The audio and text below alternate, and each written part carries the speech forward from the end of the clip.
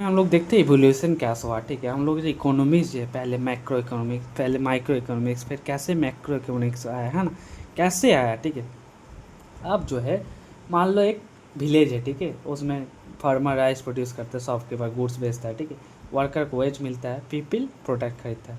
अब क्वेश्चन आ सकता है कि क्या एवरीवन, सब लोग को, क्या सबको जॉब मिलता है कोई भी इकोनॉमिक्स में?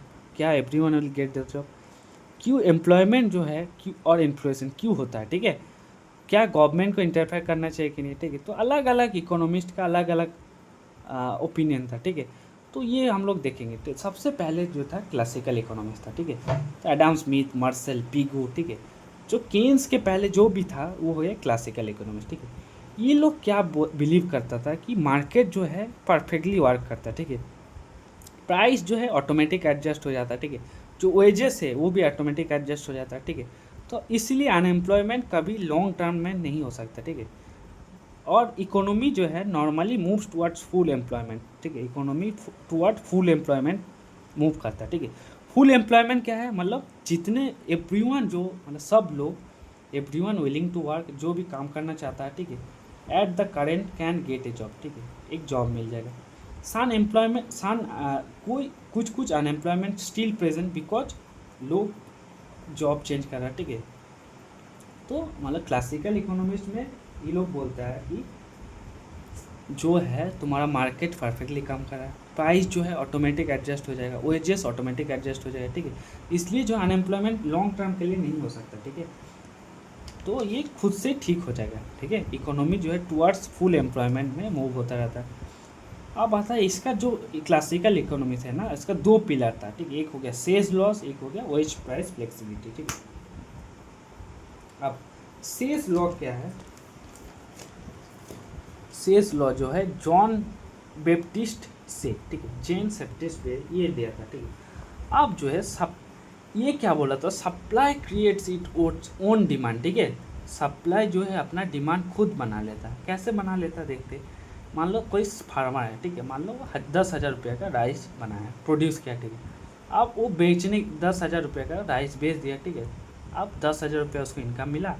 अब जो ये जाकर वो कपड़ा खरीदा, फर्टिलाइजर खरीदा, टी खरीदा, सोप खरीदा। ठीक है, तो इसलिए क्या हुआ, प्रोडक्शन होने से उसका इनकम बढ़ा, प्रोडक्शन उसका बढ़ा, प्रोडक्शन इंक्रीज हुआ तो इसका इनकम बढ़ा, इनकम बढ़ा तो स्पेंडिंग ज़्यादा करेगा। ठीक है, तो स्पेंडिंग ज़्यादा करेगा तो डिमांड बढ़ रहा है ना, डिमांड बढ़ेगा, डिमांड बढ़ेगा तो फिर से नया गुड्स सोल्ड हो जाएगा। ठीक है, तो अकॉर्डिंग टू जब जो से है। ठीक है, तो कोई डिमांड का शॉर्टेज है ही नहीं। ठीक है, तो इसके अकॉर्डिंग सेविंग क्या है? सेविंग कहाँ जाएगा फिर?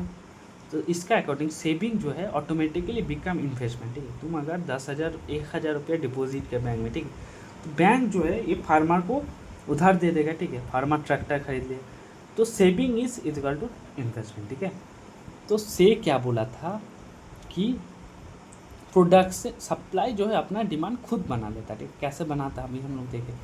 अब आता है वेज प्राइस फ्लेक्सिबिलिटी। ठीक है, ये भी एक तुम्हारा वन ऑफ द पिलर्स है। ठीक है, वेज प्राइस फ्लेक्सिबिलिटी क्या है? अगर डिमांड तुम्हारा कम हो रहा है, ठीक है, डिमांड मान लो कम हो रहा है, तो लोग वेजिटेबल मान लो कम खरीदा। ठीक है, तो वेजिटेबल सेलर कम कमाएगा। अब कम कमाएगा तो उसको वर्कर कम चाहिए। ठीक है, तो लेबर डिमांड कम हो गया। ठीक है, लेकिन क्लासिकल इकोनॉमिस्ट क्या बोलता है कि लेबर डिमांड, वो बोला था कि कभी भी फुल, मतलब ऐसा नहीं कि जिसको जॉब चाहिए सबको जॉब मिलेगा। ठीक है, तो कैसे ये बोला था कि तुम ये मत सोचो कि लेबर डिमांड कम हो जाए। ठीक है, तो अगर उसका डिमांड कम है, ठीक है, तो वेजेस विथ फॉल। ठीक है, उसका जो पैसा जो ना लेता था, ठीक है, वेज उसका कम हो जाएगा। ठीक है, अब वर्कर जो कम्पीट फॉर जॉब, ठीक है, अब लोग मतलब वर्कर आएगा कम पैसा में जॉब करने के लिए। ठीक है, तो एम्प्लॉयज़ जो है लोअर वेजेस में लोअर वेजेस देगा, वर्कर एक्सेप्ट कर लेगा। ठीक है, ये हो गया वेज प्राइस फ्लेक्सिबिलिटी। ठीक है, तो अगर लोअर वेज होगा, ठीक है, कम अगर तुम ये देगा तो हायरिंग बिकस चीपर। ठीक है, हायरिंग चीप हो जाएगा। ठीक है, तो अगर हायरिंग चीपर होगा तो employ will hire more worker, तो इससे एम्प्लॉयमेंट और बढ़ जाएगा। ठीक है, और फुल एम्प्लॉयमेंट रिटर्न आ जाएगा। ठीक है, अब क्लासिकल व्यू ऑफ अनएम्प्लॉयमेंट क्या है? क्लासिकल इकोनॉमिक जो सोचता था वो लोग बोलता था कि हाँ कुछ अनएम्प्लॉयमेंट है, लेकिन वो involuntary unemployment can be possible, ठीक है। लेकिन अगर इनवॉलेंटरी अनएम्प्लॉयमेंट मतलब कोई चाह रहा है कि मैं जॉब करूँगा, ठीक है, लेकिन फिर भी जॉब नहीं मिल रहा है, ऐसा पॉसिबल इम्पॉसिबल है, ठीक है। क्लासिकल इकोनॉमिस्ट यही सोचता था। अब आता है पिगू इफेक्ट, ठीक है। पिगू इफेक्ट जो है एसी पिगू दिया था। ये क्या बोलता है, ड्यूरिंग द जब ग्रेट डिप्रेशन हुआ था 1935 में, ठीक है, तो मैसिव अनएम्प्लॉयमेंट हुआ था, ठीक है, फैक्ट्री बंद हो गया, डिमांड कम हो गया, ठीक है। तो पिगू बोला था कि सबका वेज काट कर दो, वेज सबका कम कर दो, वेज कम कर दोगे तो लेबर जो चीप हो जाएगा, तो चीप हो जाएगा तो फार्म, और अगर लेबर का सस्ता में मिल रहा है तो फार्म लोग और वर्कर हायर करेगा, तो एम्प्लॉयमेंट फिर धीमे धीमे बढ़ जाएगा, ठीक है। लेकिन और पिगू और एक चीज़ बताया था, रियल बैलेंस इफेक्ट, ठीक है। रियल बैलेंस इफेक्ट क्या है, मान लो कोई विलेज है, ठीक है, उसमें फार्मर 100 बैग ऑफ राइस बनाना चाहता है, ठीक है। अब लोग लेकिन 70 बैग ही खरीद रहा है, ठीक है।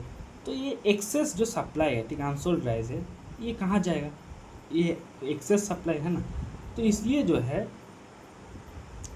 फार्मर सोचता है कि अगर मैं प्राइस को ज़्यादा रखूँगा, प्राइस का हाई रखूँगा, तो मेरा जो बाकी 30 बैग है ना वो नहीं बिकेगा, ठीक है। इसलिए जो है प्राइस को कम कर देता, ठीक है। पहले मान लो 40 रुपये था, अब उसका 30 रुपया हो गया, ठीक है। तो प्राइस अगर कम हो गया, ठीक है, तो प्राइस अगर कम हो गया, लोगों के पास पैसा तो उतना ही है, लेकिन प्राइस कम हो गया, तो लोगों को लगेगा कि हाँ मैं रिच हूँ, है ना, उसके पास, उसको ही विल फील रिच है, ठीक है। अगर प्राइस कम हो गया तो लोगों के पास पैसा ज़्यादा होगा, ठीक है, तो ही विल फील रिचर, ठीक है। तो अगर फील रिच होगा तो डिमांड बढ़ेगा और इकोनॉमी रिकवर कर जाएगा, ठीक है। तो increasing in purchasing power is the called real balance effect of Pigou effect, ठीक है। तो पिगू क्या बोला था जब ग्रेट डिप्रेशन हुआ था, वो बोला था कि सबका वेजेस कम कर दो, वेजेस कम कर दोगे तो लेबर चीप हो जाएगा, है ना। तो चीप हो जाएगा तो जो फार्म है और वर्कर हायर करेगा, तो एम्प्लॉयमेंट इंक्रीज हो जाएगा, ठीक है। रियल बैलेंस इफेक्ट क्या है, लोग फार्मर मान लो प्रोडक्शन किया 100, ठीक है, अभी डिमांड है 70 का, ठीक है। तो अगर डिमांड कम है, ठीक है, डिमांड कम है तो फार्मर प्राइस कम कर देगा, ठीक है। प्राइस कम कर देगा तो लोगों का जो है परचेजिंग पावर बढ़ जाएगा, परचेजिंग पावर बढ़ जाएगा तो लोग खरीदेगा, है ना, डिमांड बढ़ेगा, फिर इकोनॉमी रिकवर कर जाएगा, ठीक है। आप मान के चलो, लेकिन प्राइस अगर कम हो रहा है, ठीक है, तो लोगों का इनकम भी तो कम होगा। तो यही ऑब्जेक्शन कौन लिया था, काइंस ऑफ रेस किया था, ठीक है, कि बोला था कि अगर तुम प्राइस कम कर दे रहे हो, ठीक है, तो लोगों के पास, लोगों का इनकम भी कम होगा, ठीक है। तो falling price open come with falling wages and profit, अगर प्राइस कम होगा तो लोगों के पास वेजेस भी कम मिलेगा, प्रॉफिट भी कम मिलेगा, ठीक है। पीपल में बिकम पेसिमिस्टिक, ठीक है, वो सोचेंगे खर्चे ज़्यादा नहीं करेंगे, तो स्पेंडिंग करने की जगह वो सेव करने लग जाएगा, ठीक है। तो इसलिए डिमांड जो है रिकवर नहीं करेगा ऑटोमेटिकली। ये कौन बोला था, केन्स बोला था, ठीक है। अब आता है quantity theory of money. Quantity theory क्या है, मान लो एक विलेज है, ठीक है, अब उसमें 100 मान लो 10 मैंगो है, ठीक है। अब लोगों के पास 100 रुपया था, ठीक है। अब जो 10 मैंगो का है और लोगों के पास 100 रुपया है, ठीक है, तो एक मैंगो का कितना प्राइस होगा, 10 रुपया, ठीक है। लोगों के पास मान लो 100 ही रुपया है और 10 मैंगो है, तो पर मैंगो का प्राइस हो जाएगा 10 रुपया। अब मान लो गवर्नमेंट बहुत मनी प्रिंट करती है, ठीक है, अब लोगों के पास 200 रुपया आ गया, ठीक है, लेकिन प्रोडक्शन 10 ही है, ठीक है। अब मान लो कोई आदमी बोलेगा कि मैं 12 रुपया देने के लिए तैयार हूँ, कोई बोलेगा मैं 15 देने के लिए तैयार हूँ, ठीक है। ऐसे करते करते प्राइस जो फाइनली पहुँच जाएगा 20 रुपया में, ठीक है। तो ये है तुम्हारा क्वांटिटी थ्योरी ऑफ मनी, ठीक है, कि मनी हम लोग का, मैंगो हम लोग का नहीं बढ़ा, बस मनी हम लोग का पैसा बढ़ गया, है ना, प्राइस उसका इंक्रीज हो गया, ठीक है। अब आता है हम लोग वेलोसिटी कॉन्सेप्ट पर, ठीक है। वेलोसिटी क्या है, मान लो तुम्हारे पास कोई 100 रुपया है, ठीक है, तुमको 100 रुपया मिला। अब 100 रुपया का तुम वेजिटेबल खरीदा, ठीक है, मॉर्निंग में। अब 100 रुपया वेजिटेबल सेलर जो है उसी पैसा से मान लो अपना वर्कर था, उसको 100 रुपये पेमेंट किया। अब वही 100 रुपया वर्कर लेकर गया, राइस खरीदा, ठीक है। अब वही राइस वाला मान लो 100 रुपये का और खर्चा किया, ठीक है। तो वही तुम्हारा जो 100 रुपया है इकोनॉमी में बहुत बार यूज़ हो रहा है ना, तो रिपीटेटेड यूज़ जो है, this repeated use is called velocity. तुम्हारा जो पैसा बहुत बार यूज़ हो रहा है, दिस रिपीटेटेड यूज़ को क्या बोलते हैं, वेलोसिटी, ठीक है। इसका फॉर्मूला क्या है, M V is equal to P into X, ठीक है। एम क्या है, money supply into velocity is equal to price of goods into quantity of goods, ठीक है। M V is equal to P X. ये है, इसको हम लोग फिशर इक्वेशन ऑफ एक्सचेंज भी बोलते हैं, ठीक है।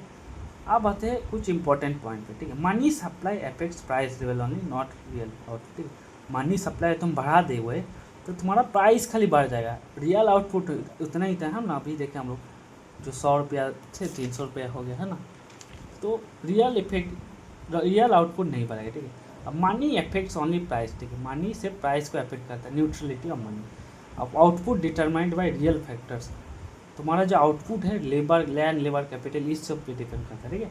Output fixed at full employment और support classical neutrality of money, ठीक है।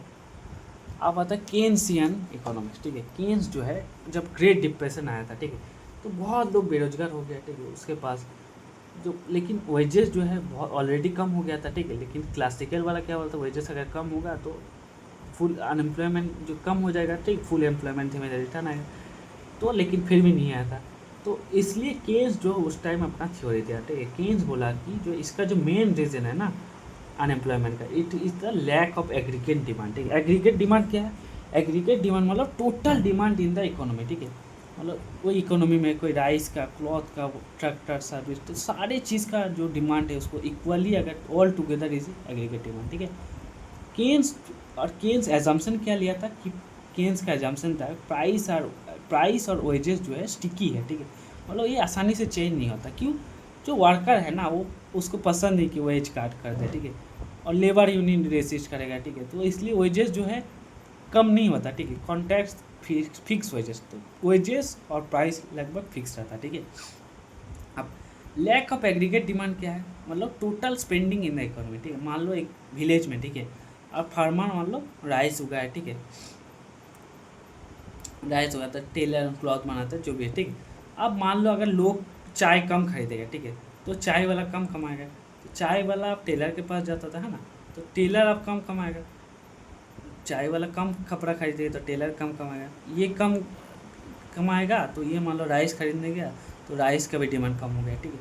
तो इसलिए जो है बिजनेसमैन, अगर सारे बिजनेसमैन अपना, क्योंकि डिमांड कम है, ठीक है, तो डिमांड कम है तो सारे बिजनेसमैन जो प्रोडक्शन अपना कम कर देगा, ठीक है। अगर प्रोडक्शन कम कर दिया तो बहुत लोगों का जॉब चला जाएगा, अनएम्प्लॉयमेंट जो है और बढ़ जाएगा, ठीक है।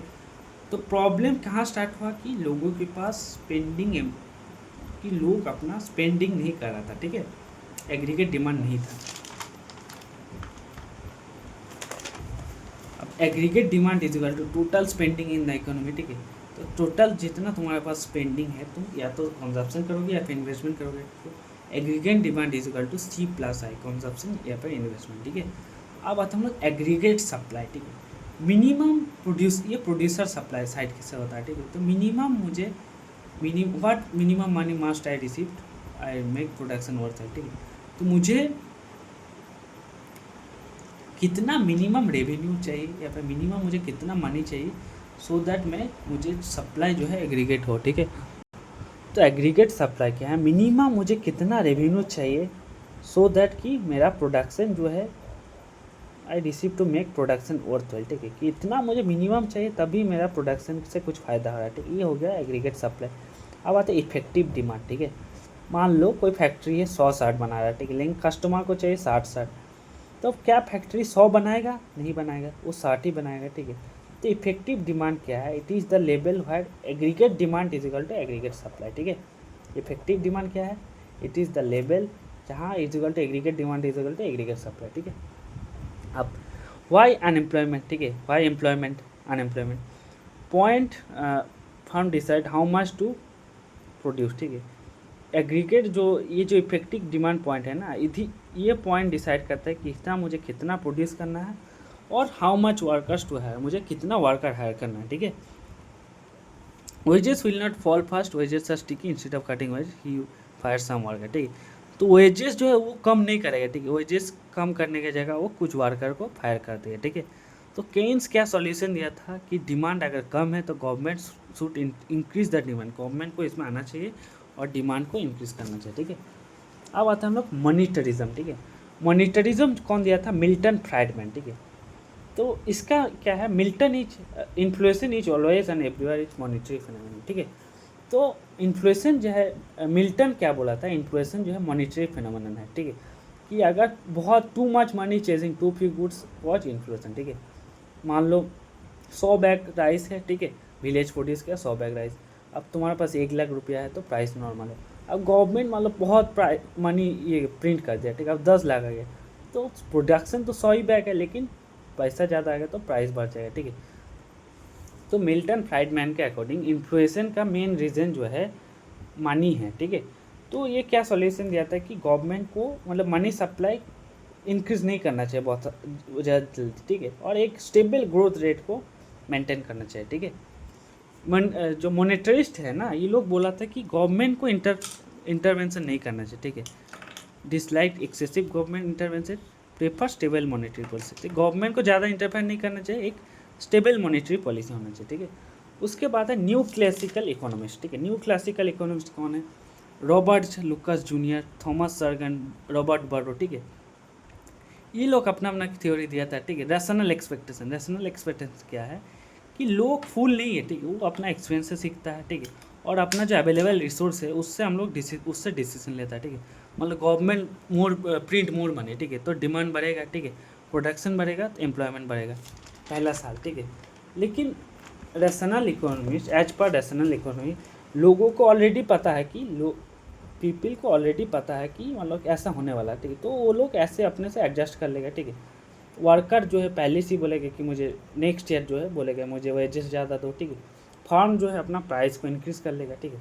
इसलिए जो है प्रोडक्शन बढ़ने से मतलब तो मनी मतलब ये करने से इससे तुम्हारा प्रोडक्शन हो सकता है यहाँ बढ़े, ठीक है, और एम्प्लॉयमेंट भी बढ़ेगा, खाली प्राइस बढ़ेगा, ठीक है। अब केन्स बोला था कि गवर्नमेंट कैन इंक्रीज एम्प्लॉयमेंट, ठीक है। गवर्नमेंट क्या, केन्स बोला था कि गवर्नमेंट एम्प्लॉयमेंट इंक्रीज कर सकता है। गवर्नमेंट मान लो रोड बिल्ड कर रहा तो उसको जॉब मिलेगा, इनकम बढ़ेगा, डिमांड बढ़ेगा, एम्प्लॉयमेंट। लेकिन रैशनल क्या बोला था कि गवर्नमेंट अगर अपना खर्चा बढ़ा रहा है, गवर्नमेंट मनी कहाँ से लेगा? बैंक से लेगा। तो गवर्नमेंट अगर बैंक से लेगा तो इंटरेस्ट तो इसके पास पैसा ज़्यादा बचेगा नहीं, है ना, बैंक के पास, तो इंटरेस्ट रेट ये बढ़ा देगा बैंक वाला, तो प्राइवेट फार्म जो है उसके पास ज़्यादा पैसा बचेगा नहीं बोरो करने के लिए, ठीक है। इसलिए प्राइवेट इन्वेस्टमेंट कम हो जाएगी, ये है क्राउडिंग इफेक्ट, ठीक है। गवर्नमेंट अगर खर्चा ज़्यादा करेगा तो प्राइवेट वालों के पास पैसा बचता नहीं है, तो वो लोग खर्चा कम करेंगे, ठीक है। उसके बाद है न्यू केन्सियन इकोनॉमिक्स, ठीक है। इसमें क्या बोला था कि अनएम्प्लॉयमेंट और रिसेशन स्टिल हैपेंस, क्यों होता है? क्योंकि prices and wages do not change instantly, ठीक है। प्राइस और वेज जो है इंस्टेंटली चेंज नहीं होता, ठीक है। इसलिए जो है डिमांड फॉल हो जाता है तो price does not adjust quickly, तो फार्म रिड्यूस प्रोडक्शन, ठीक है, प्रोडक्शन कम कर देता है, वर्कर जॉब्स खो देता है, अनएम्प्लॉयमेंट बढ़ जाता है, ठीक है। तो गवर्नमेंट कैसे हेल्प कर सकता है? अपना स्पेंडिंग बढ़ा के, ठीक है, टैक्स को रिड्यूस करके, लोअरिंग द इंटरेस्ट रेट और इंक्रीज द डिमांड, ठीक है।